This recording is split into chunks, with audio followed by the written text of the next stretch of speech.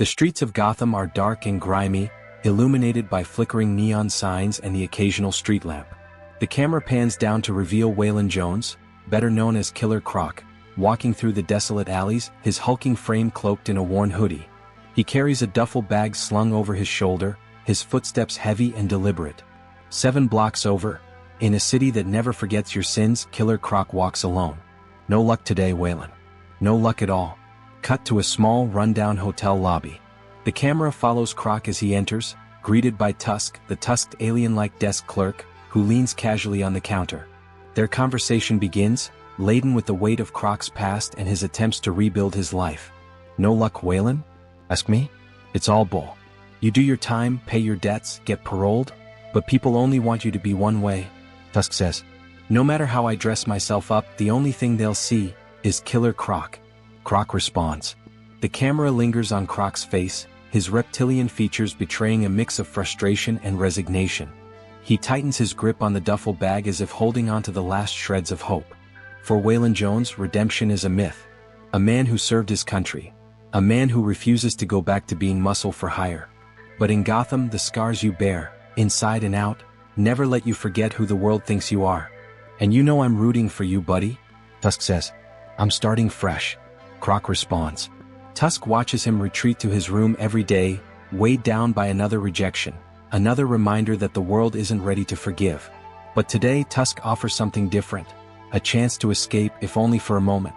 An opera ticket, a small gesture of hope. Waylon barely looks at it. The idea of sitting among people who'd recoil at the sight of him feels like a cruel joke.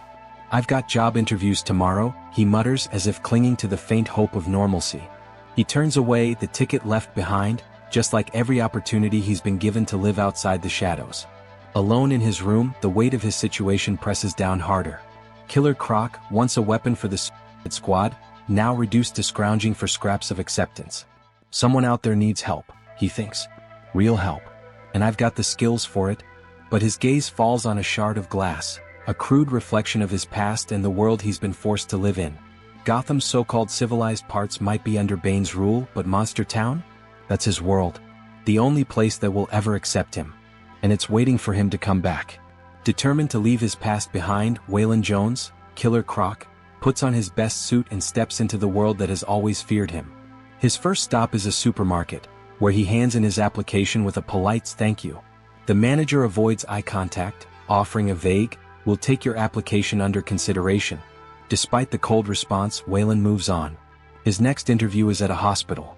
This time, he tries harder, keeping his voice steady as he says, "Thank you, Mr. Jones." The nurse at the desk barely looks up. "We'll take your application."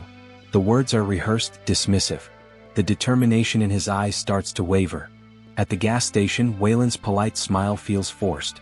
"Thank you, Mr. Jones," the clerk mutters, not even bothering to hide their unease. "We'll take your application under consideration." He walks out slower this time, his broad shoulders slumping under the weight of rejection. By the time he reaches the library, the hope he carried in has faded. The librarian's nervous glance at his claws only deepens the sting of her words. "We'll take your application." He doesn't even wait for her to finish before walking away. At the mechanic shop, Waylon's patience is running thin. The greasy manager, cigarette dangling from his lips, stares at him for a moment too long before mumbling, "We'll take your application under consideration." The words are meaningless and now Waylon knows it. His last stop is a restaurant.